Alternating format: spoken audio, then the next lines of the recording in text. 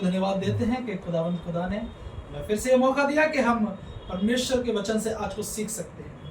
हालांकि हर दिन परमेश्वर हमें कुछ सिखाना चाहते हैं, पर आज जिस विषय पे हम बात करेंगे वो है हमारा दिल कैसे परमेश्वर के प्रति हम अपने दिल को लेकर आए। क्योंकि शुरू से हम परमेश्वर के विरोधी थे, हम परमेश्वर के विरोधी थे, पर यह परमेश्वर ने अपनी दया की हमारे ऊपर कि हम प्रभु को जान सके और परमेश्वर के पास आ सके। एक विरोधी बाइबल में पाया जाता है जो परमेश्वर के काम को लेकर, परमेश्वर के नाम को लेकर इतना विरोध करता था कि वो जो भी प्रभु के नाम को लेते थे, जो भी प्रभु के प्रचार करते थे, उन्हें वो सताया करता था, उन्हें दंड दिया करता था। तो आज हम उसके विषय में सीखेंगे, हम जानेंगे कि परमेश्वर ने उसके जीवन में क्या काम किया। हम पढ़ेंगे प्रेरितों की पुस्तक 9 और वचन 1 से। यहाँ पर हम पाते हैं कि साउल जो अब तक प्रभु के चेलों को धमकाने और घात करने की धुन में था, महायाजक के पास गया और उससे दमिश्क के आराधनालयों के नाम पर इस अभिप्राय की चिट्ठियां मांगी, क्या पुरुष क्या स्त्री जिन्हें वो इस पथ पर पाए उन्हें बांधकर यरूशलेम ले आए। तो हम देखते हैं कि पौलुस जो था, साउल जो था, वो महायाजकों से चिट्ठी मांगता है।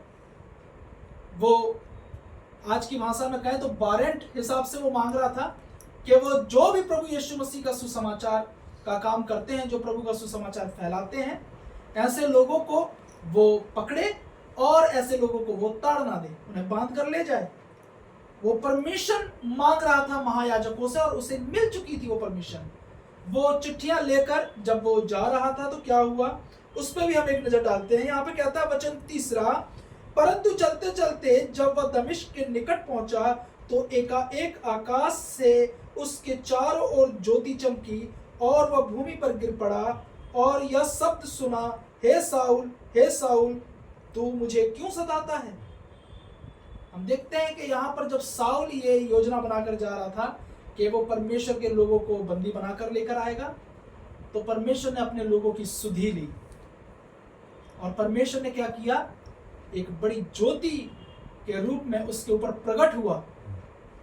और इतनी विकट ज्योति थी, इतनी प्रचंड ज्योति थी कि वो देख नहीं पाया, उसकी आंखों की रोशनी चली गई। आज हमारे सामने ही अगर कोई अचानक से हेलोजन जला दे या कोई टॉर्च मुंह पे मार दे तो हमें कितनी दिक्कतें होती हैं। सोचो, इस ब्रह्मांड के परमेश्वर की ज्योति उसके सामने चमकी, क्या प्रचंड ज्योति होगी, जिससे साउल जो था वो अंधा हो गया, देख नहीं पा रहा। और उससे पूछते हैं परमेश्वर, प्रभु यीशु मसीह उससे पूछते हैं, कहते हैं हे साउल तू मेरे लोगों को क्यों सता रहा है, तू मुझे क्यों सता रहा है। याद रखो, जो प्रभु को सताता है वो प्रभु के लोगों को सताता है, और यही चीज जो प्रभु के लोगों को सताता है वो डायरेक्ट प्रभु को सताता है। सताव आपके ऊपर अगर आते हैं, अगर आप प्रभु में हैं, तो आप ये ना सोचें कि ये सताव सिर्फ आपके लिए नहीं, बाइबल कहती है ये सताव परमेश्वर के लिए है। क्योंकि आपको नहीं सताया जा रहा अगर आप प्रचार का काम करते हो। अगर आप प्रभु यीशु मसीह का प्रचार करते हो और लोग आपको सताते हैं तो आपको नहीं सताया जा रहा, बाइबल कहती है वो परमेश्वर को सताया जा रहा है। सो उस लड़ाई को मुझे और आपको नहीं लड़ना, उस लड़ाई को परमेश्वर लड़ेगा। परमेश्वर ने क्या किया, साउल को अपनी ज्योति के द्वारा उसकी आंखों की रोशनी जो थी वो ले ली। उससे पूछता है कि तू मुझे क्यों सताता है। बदले में साउल ने पूछा, जब हम 5, 6 और 7 पढ़ते हैं, यहां पे इस प्रकार से लिखा है, उसने पूछा, हे प्रभु तू कौन है। उसने कहा, मैं यीशु हूं जिसे तू सताता है। प्रभु यीशु मसीह के क्रूसीफाई होने के 4 से 7 साल के बाद साउल आया था। यीशु मसीह नहीं है अब, वो 40 दिन अपने लोगों के साथ रहे, मृत्यु के बाद फिर स्वर्ग पे उठा लिए गए। यीशु मसीह को नहीं देखा, पर यीशु मसीह के सेवकों को वो सताता था। तो जब साउल ने पूछा कि आप कौन हैं, तो यीशु मसीह क्या कहते हैं? मैं यीशु हूं जिसे तू सताता है।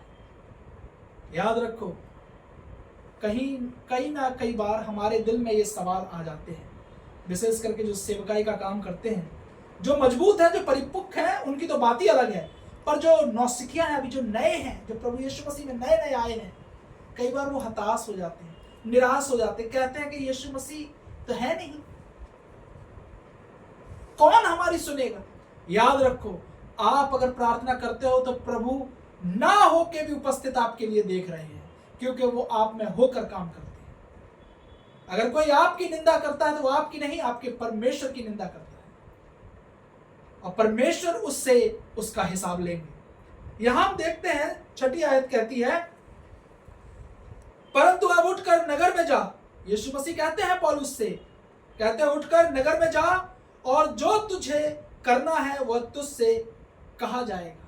जो तुझे करना है वो तुझसे कहा जाएगा।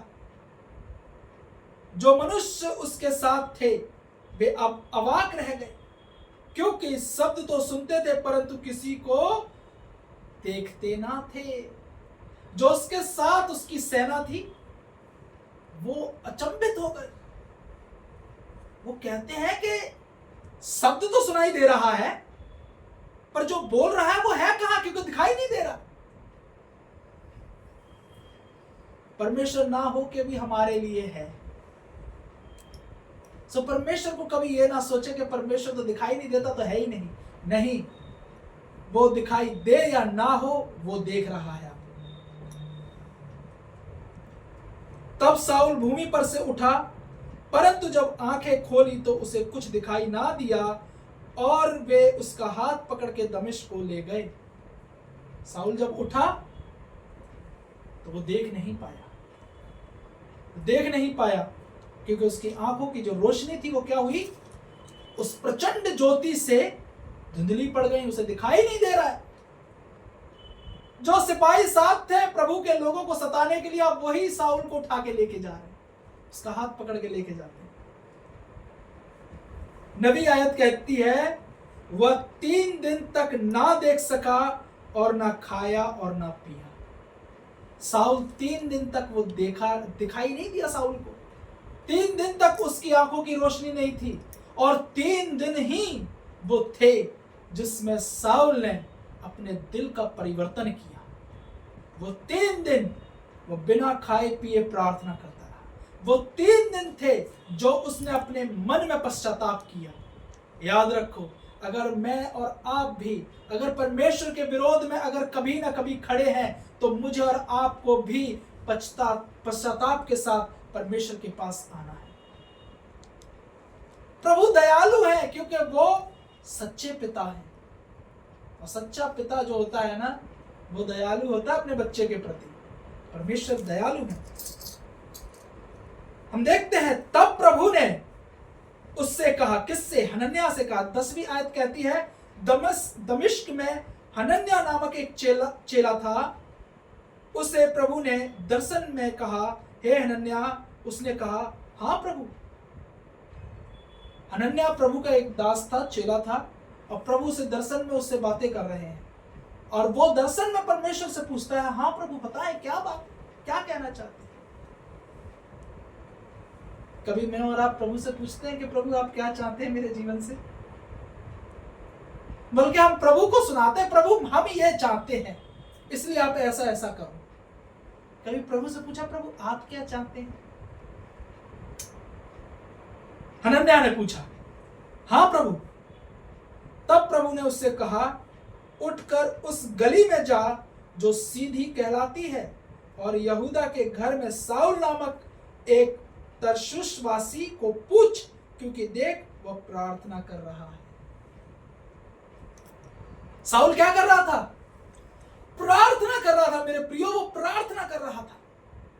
साउल 3 दिन तक बिना खाए बिना पिए प्रार्थना कर रहा रहा था, कोई देखे या ना देखे परमेश्वर उसे देख रहा था। और यही कारण था कि परमेश्वर ने अपने दास को वहां भेजा, कहा तू जा। आज अगर हमारे बच्चे जिद करते हैं किसी चीज को लेने के लिए, वो अगर एक टाइम का खाना छोड़ देते हैं तो हम उनकी जिद पूरी कर देते हैं।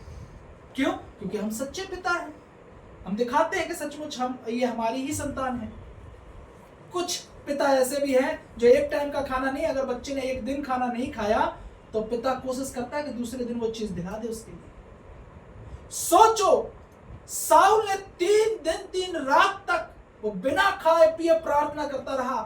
वाकई में परमेश्वर सच्चा पिता है। उसने उसकी सुधि ली और उसके पास अपने चेले को भेजा।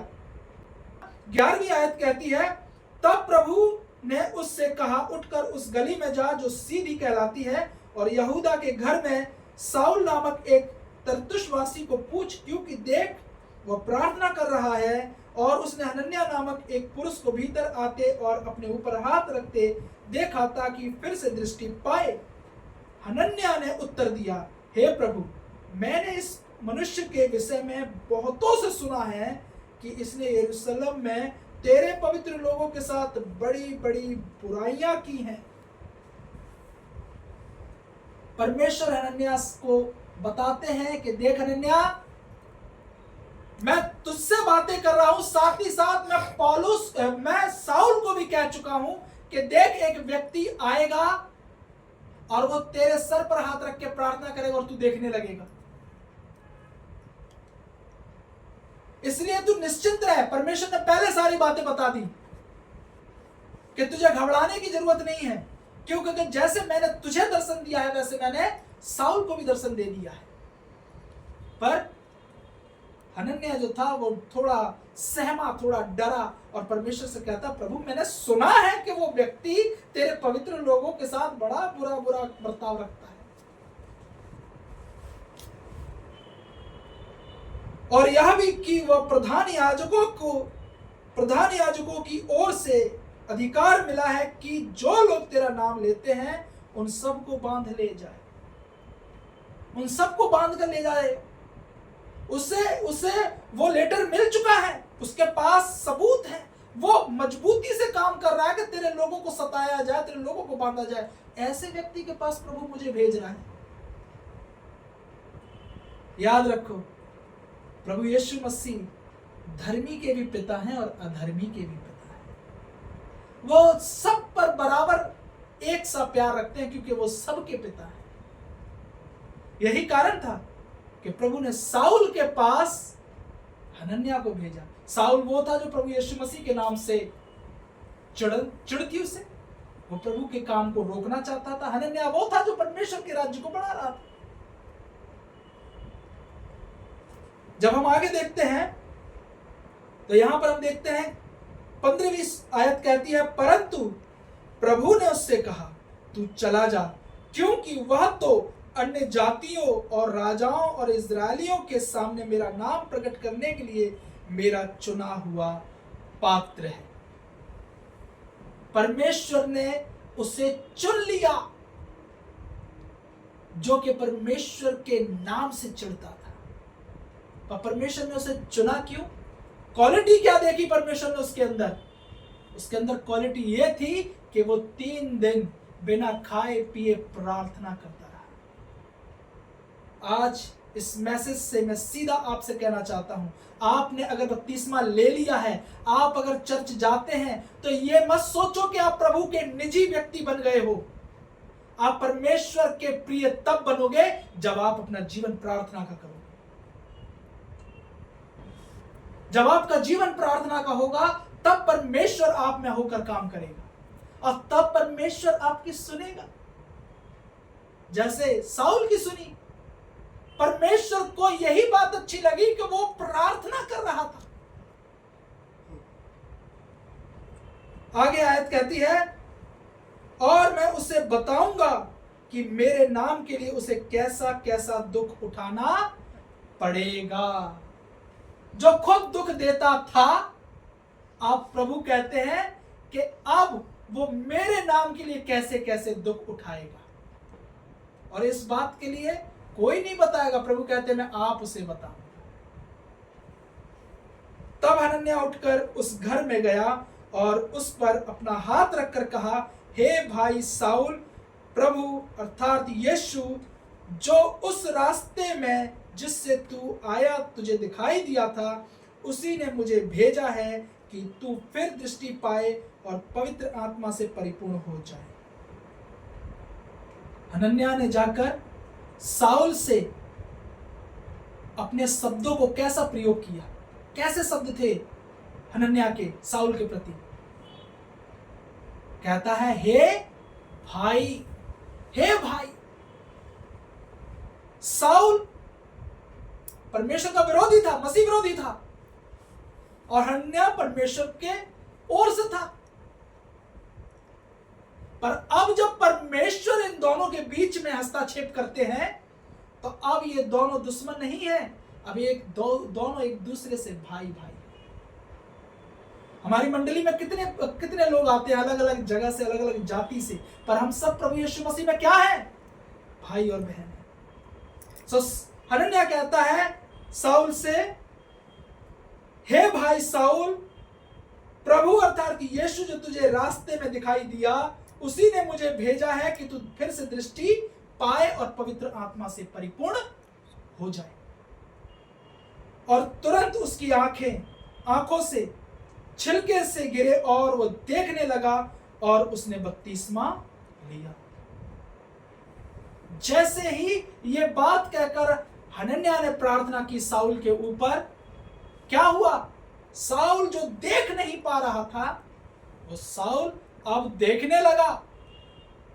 और सिर्फ देखने नहीं लगा, उसने पिता, पुत्र, पवित्र आत्मा के नाम को अपने जीवन का सूत्र बना लिया और बपतिस्मा लिया।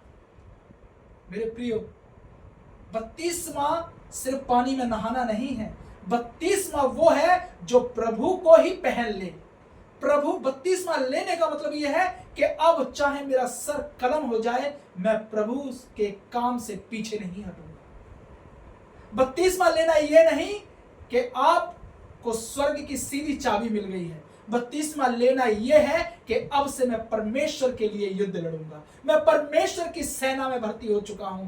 याद रखो, यह धर्म की लड़ाई है, और लड़ाई में नुकसान तो शरीर का होता है, पर आत्मा जीवित पाई जाती है।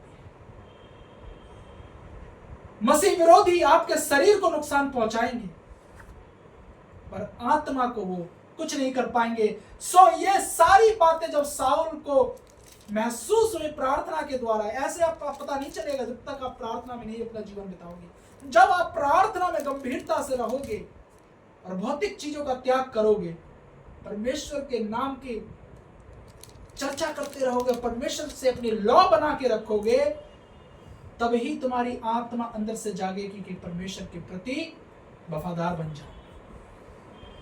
और जैसा बताता है वचन में कि साउल जैसे ही देखने लगा, वो उठा और उसने बपतिस्मा लिया, फिर भोजन करके बल पाया। देखो, उसने उपवास की परिस्थिति में रहकर ही प्रभु यीशु मसीह को अपना उद्धारकर्ता बोल के ग्रहण किया। उपवास की परिस्थिति में वो 3 दिन 3 रात बिना खाए पिए प्रार्थना करता रहा, और जब परमेश्वर ने उसकी आत्मिक और शारीरिक दोनों आंखें खोल दी, तो उसने सबसे पहला काम क्या किया? उसने सबसे पहले प्रभु यीशु मसीह को अपनाया। उसने पिता, पुत्र, पवित्र आत्मा के नाम से बपतिस्मा लिया। तब जाकर उसने भोजन किया, और जब उसने भोजन किया तो वो शरीर में भी बल पाया और आत्मा में भी बल पाया। हम पाते हैं कि इस प्रकार से पौलुस, जो कि पहले साउल थे, अब वो पौलुस बन चुके हैं, और उन्होंने इस प्रकार से आत्मा में बल पाया कि उन्होंने परमेश्वर की प्रेरणा से भरकर उन्होंने कितनी कलीसियाओं की स्थापना करवाई। याद रखो, अगर मैं और आप भी परमेश्वर के प्रति वफादार बनना चाहते हैं, तो अपने आप को प्रार्थना में दें, और उनके लिए भी प्रार्थना करें जो मसीह विरोधी हैं। क्योंकि जब तक हम प्रार्थना नहीं करेंगे, मसीह विरोधी विरोध करते रहेंगे, पर जब हम प्रार्थना करना चालू करेंगे, विरोधी भी हमारे साथ खड़े होकर परमेश्वर का काम करेंगे। हम अपने बल से, अपनी ताकत से उन्हें प्रभु के पास नहीं ला सकते, पर हम अपने घुटनों को टिकाकर उपवास में रहकर उनके नाम ले लेकर प्रार्थना करेंगे तो एक ना एक दिन मसीह विरोधी मसीह का काम करेंगे। सो परमेश्वर के वचन पढ़े जाने और सुने जाने पे आशीष। आमीन।